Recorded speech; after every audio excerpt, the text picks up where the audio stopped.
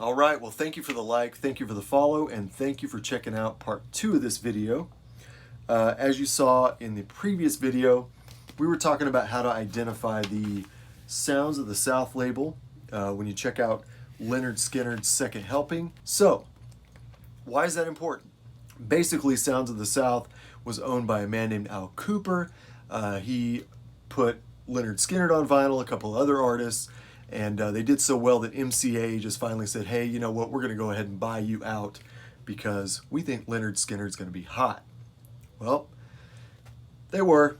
So now I'm going to tell you about what I know about this specific album. I actually picked this one up in Chicago on a buy, and I've already sold it before, but it came back in the shop today from one of our regular customers.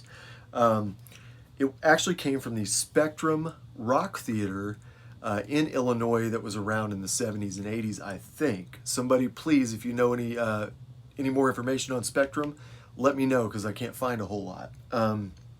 So on the back, what's interesting, first of all, I bought a DJ's collection, and that whole video is on YouTube.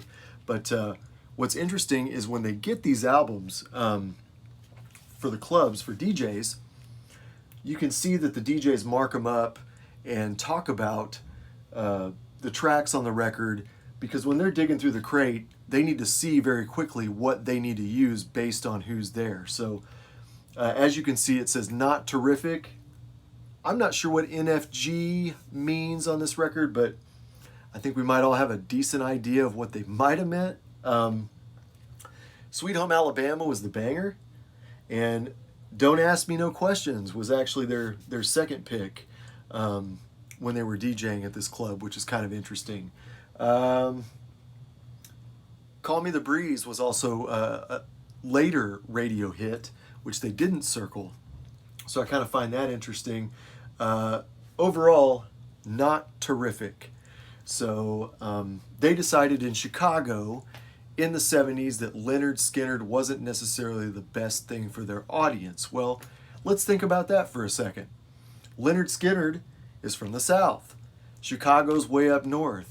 Disco was going on. There was a lot of things going on. You know, Motown, funk and soul. So I could see how Lynyrd Skynyrd may get pushed down in the rotation, just simply because of what was going on at the time, what was popular in different areas. That's what makes music so cool. That's what makes vinyl so cool. So if you like this video, go ahead and pass it on to somebody else and give me a follow. Got all kinds of other silly, crazy content on there, and I'm sure we're going to put more out. So thanks for checking this out. Have a good one.